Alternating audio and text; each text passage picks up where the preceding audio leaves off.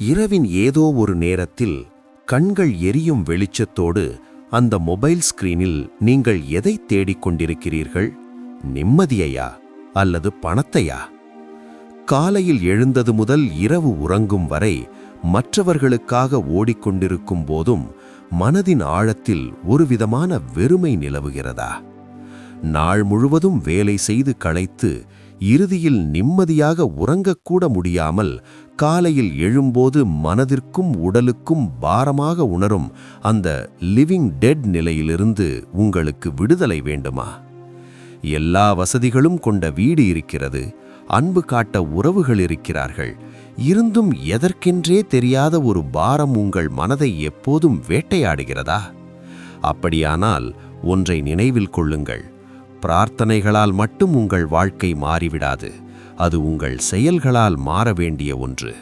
வணக்கம் சகோதர சகோதரிகளே, சாணக்கிய தந்திரம் சேனலுக்கு உங்கள் அனைவரையும் வரவேற்கிறேன். பல நேரங்களில் வீட்டில் ஒருவருக்கு உடல்நிலை சரியில்லாமல் போகும்போதோ அல்லது பொருளாதார ரீதியாக வீழ்ச்சி ஏற்படும் போதோ நாம் முதலில் ஓடுவது ஜோசியரிடமோ அல்லது பரிகாரங்கள் செய்யவோதான். என் வீட்டில் மட்டும் ஏன் இப்படி நடக்கிறது, எங்கே தவறு நடந்தது என்று கண்ணீரோடு நீங்கள் கேட்டிருப்பீர்கள். இன்று நம் வீடுகளில் ஐஸ்வர்யம் குடிவராததற்கு காரணம் வாஸ்து தோஷமோ கிரகதோஷமோ அல்ல. மாறாக இயற்கையின் தாளமும் நம் வாழ்க்கையின் தாளமும் இணைய வேண்டிய அந்த அலைன்மெண்ட் தவறியதுதான் காரணம். அன்பிற்குரிய சகோதரிகளே, ஒரு விஷயத்தை புரிந்து கொள்ளுங்கள். குடும்பத்தின் ஐஸ்வர்யம் என்பது உங்கள் உள்ளங்கையில்தான் இருக்கிறது. வீட்டின் 4 சுவர்களுக்குள் நீங்கள் அறியாமலேயே உருவாக்கும் சில பழக்க வழக்கங்கள்தான் அந்த வீட்டின் ஆயுளையும் ஆரோக்கியத்தையும் தீர்மானிக்கின்றன. லட்சக்கணக்கில் செலவு செய்து செய்யும் பரிகாரங்களை விடவும் பல மடங்கு சக்தி வாய்ந்த இந்த பிரபஞ்சம் நமக்கு இலவசமாக வழங்கிய 3 ரகசியங்கள் உள்ளன. கலியுகத்தின் எதிர்மறை ஆற்றலுக்கு நடுவில் நாம் நமக்காகவே உருவாக்கிக் கொள்ளும் ஒரு பாதுகாப்பு கவசம்தான் இந்த செயல்கள். இவை வெறும் பழக்கங்கள் மட்டுமல்ல, உங்கள் வாழ்க்கையை மாற்றப்போகும் தந்திரங்கள். இன்று இந்த வீடியோவின் வாயிலாக நாம் பகிர்ந்து கொள்வது வெறும் அறிவுரை அல்ல, மாறாக உங்கள் உடைந்து கொண்டிருக்கும் மனதையும் மந்தநிலை பாதித்த குடும்பச் சூழலையும் அடியோடு மாற்றப்போகும் 3 மகா உண்மைகளை பற்றித்தான். இந்த வீடியோவை இறுதி வரை நீங்கள் பார்த்தால் உங்களை வாட்டும் பல நோய்களுக்கும் மனக்கவலைகளுக்கும் மருந்தே இல்லாத ஒரு தீர்வு உங்கள் முன் தென்படும். ஐஸ்வர்யம் என்பது தேடி போக வேண்டிய ஒன்றல்ல, அது உங்கள் வாழ்க்கைக்குள் அழைத்து வர வேண்டிய ஒன்று. அது எப்படி என்று இப்போது பார்க்கலாம். இது போன்ற பயனுள்ள தகவல்களை தொடர்ந்து பெற்றிட இப்போதே நமது சேனலான சாணக்கிய தந்திரத்தை சப்ஸ்கிரைப் செய்யுங்கள். அருகில் உள்ள பெல் ஐகானை அழுத்தி நோட்டிபிகேஷனை ஆன் செய்யுங்கள். முதலாவது, பிரபாதம். ஆன்மீக ரீதியான ஒரு விழிப்புணர்வு, தி அவேக்கனிங். நம்மில் எத்தனை பேர் இன்று அதிகாலை பொழுதை பார்க்கிறோம்? உண்மையைச் சொன்னால் நாம் விழிப்பது விடியற்காலை பொழுதற்குள் அல்ல, மாறாக முந்தைய நாளின் மிச்சமிருக்கும் கவலைகளுக்கும் சோஷியல் மீடியாவின் இரைச்சலுக்குள்ளும் தான். ஒன்று யோசித்து பாருங்கள்.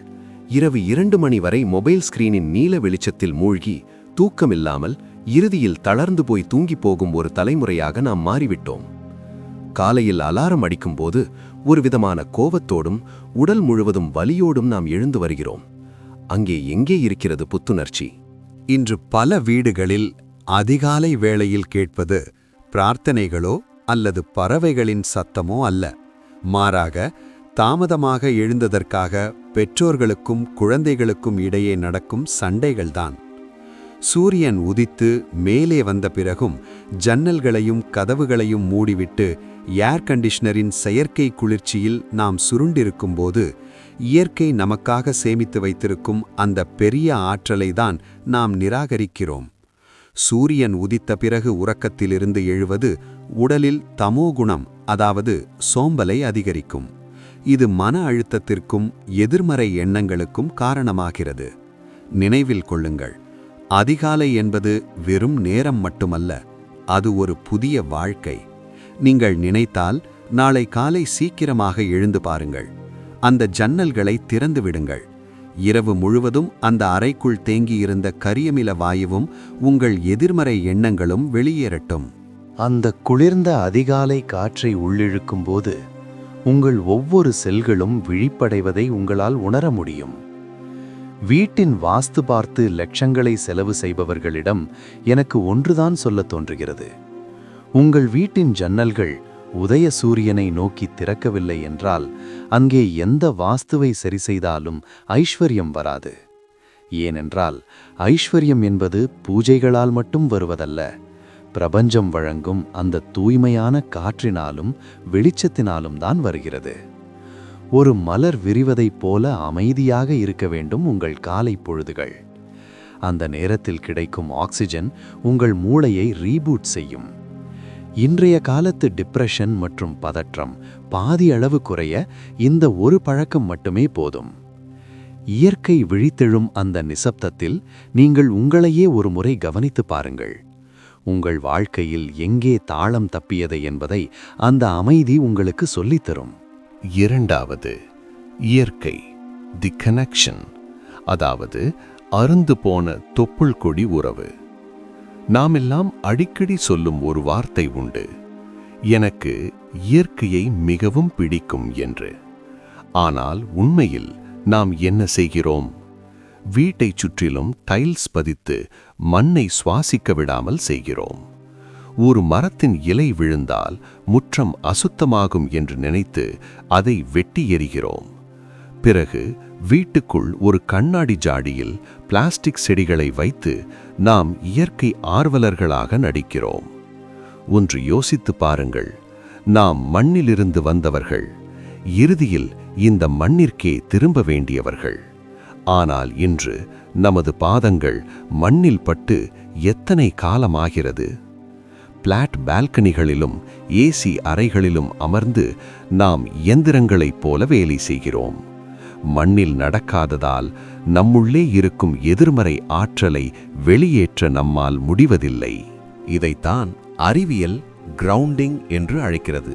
வெறும் காலால் மண்ணில் நடப்பது உடலில் உள்ள அதிகப்படியான மின் சுமையை வெளியேற்ற உதவும் என்று அறிவியல் கூறுகிறது. இது இதய ஆரோக்கியத்திற்கும் தூக்கத்திற்கும் நல்லது. ஆனால் நம் முன்னோர்களுக்கு இது ஒரு வாழ்வியல் முறையாகவே இருந்தது.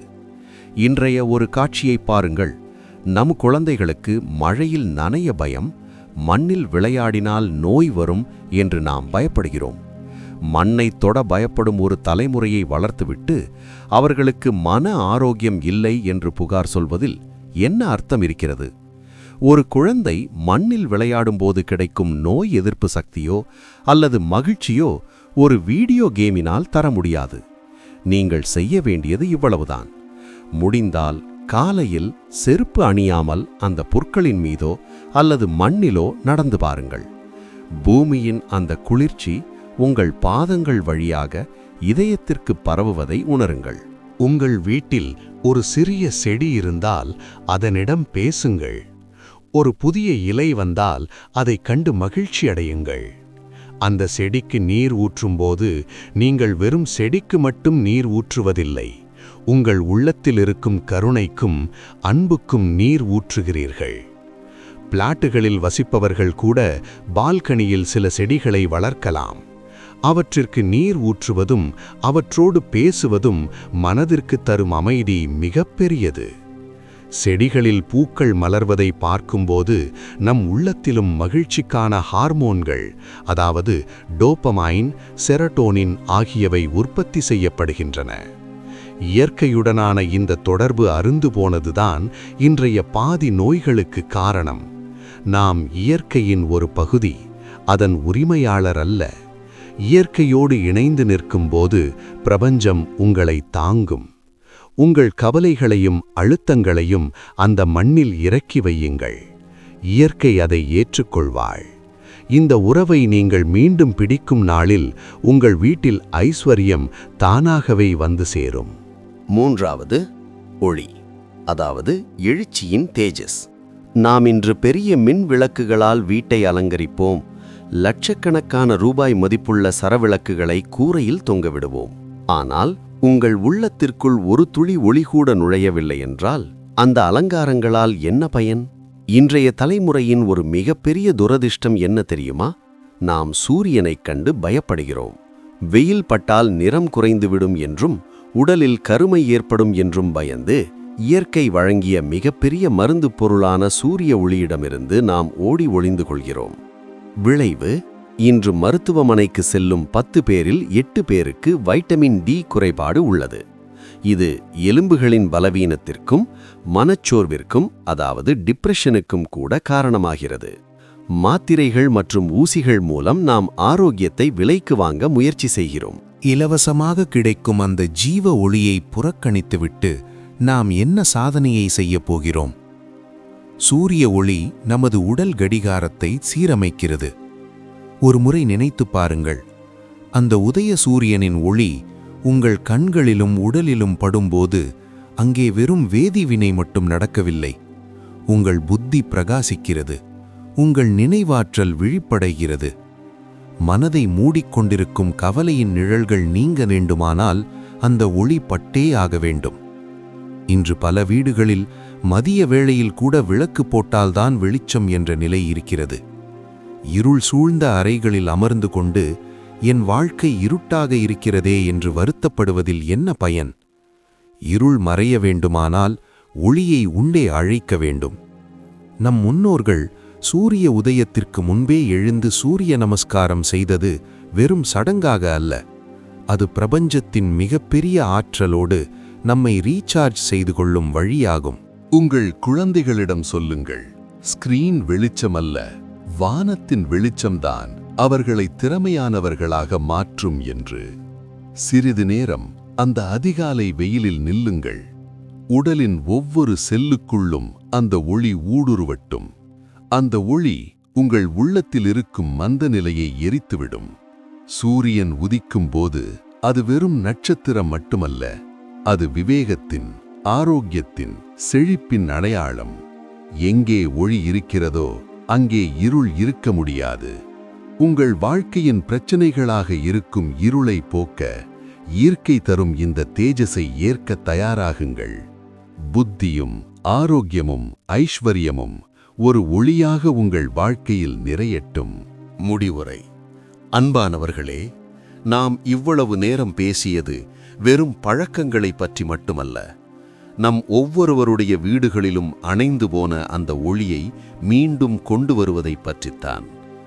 ஜன்னல்களை திறக்க மறந்து போவதால் உள்ளே நுழைய முடியாமல் நிற்கும் அந்த ஐஸ்வர்யத்தை பற்றித்தான்.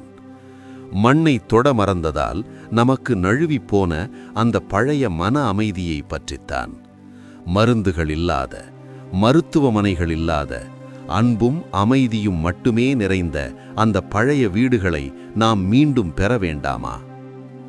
நம் வாழ்க்கை ஒரு சங்கீதம் போல இருக்க வேண்டும். இந்த பிரபஞ்சத்திற்கு ஒரு தாளம், ரிதம் இருக்கிறது. சூரியன் சரியான நேரத்தில் உதிக்கிறது, மலர்கள் சரியான நேரத்தில் மலர்கின்றன. ஆனால் மனிதன் மட்டுமே இந்த தாளத்தை தவறவிடுகிறான். கடவுள் எல்லாம் தருவார் என்று நினைத்து எதுவுமே செய்யாமல் இருப்பது ஒரு தவறான நம்பிக்கை.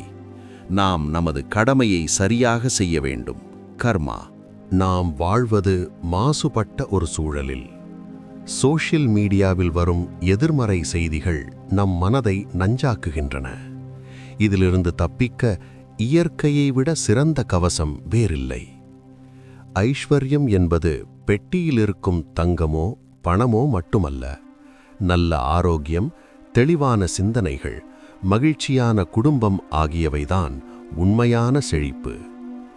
இன்று இந்த நிமிடம் நீங்கள் ஒரு முடிவெடுங்கள். நாளைய சூரிய உதயம் உங்கள் வாழ்க்கையின் புதிய அத்தியாயமாக இருக்கட்டும். சோர்ந்து கிடப்பதற்காக அல்ல, இயற்கையோடு இணைந்து முன்னேறுவதற்காகத்தான் இந்த மனித பிறவி. உங்கள் வீட்டின் ஐஸ்வர்யம் உங்கள் ஒவ்வொருவரின் செயல்களில்தான் இருக்கிறது. நினைவில் கொள்ளுங்கள், அதிகாலையில் சீக்கிரம் எழுங்கள். ஜன்னல்களை திறந்து இயற்கையை வரவேற்கவும். சிறிது நேரம் வெயில் படும்படி நிற்கவும். மண்ணை தொடவும். இந்த எளிய காரியங்கள் உங்கள் வாழ்க்கையில் உள்ள தடைகளை நீக்கி ஐஸ்வர்யம் இயல்பாக வந்து சேர வழிவகுக்கும். நீங்கள் மாறும்போது உலகம் உங்களுக்காக மாறுகிறது. இந்த பிரபஞ்சத் தாளத்துடன் நாமும் இணைந்து நடப்போம். இந்த வீடியோவை சும்மா பார்த்துவிட்டு போகாமல் உங்கள் உள்ளத்தில் ஒரு திடமான முடிவு இருந்தால், உங்கள் வாழ்க்கை மாறும் என்று நீங்கள் நம்பினால், இந்த பிரபஞ்சத்தை சாட்சியாக வைத்து கீழே உள்ள கமெண்ட் பாக்ஸில் ஒரு வாக்கியத்தை பதிவிடுங்கள். எனது வாழ்க்கையும் வீடும் இனி பிரபஞ்ச தாளத்துடன் இருக்கும். நான் மாற்றத்திற்கு தயார். உங்கள் இந்த ஒரு வாக்கியம் வெறும் கமெண்ட் மட்டுமல்ல, அது உங்கள் வாழ்க்கையின் மிகப்பெரிய மாற்றத்திற்கான முதல் படியாக அமையட்டும். இந்த தகவலை உங்களுக்கு பிடித்தவர்களுக்கும் பகிருங்கள். வீடியோவை லைக் செய்யுங்கள். சேனலை சப்ஸ்கிரைப் செய்யுங்கள். அனைவருக்கும் அனைத்து செல்வங்களும் ஐஸ்வர்யமும் கிடைக்க வேண்டுகிறேன். மீண்டும் சந்திப்போம். நன்றி, வணக்கம்.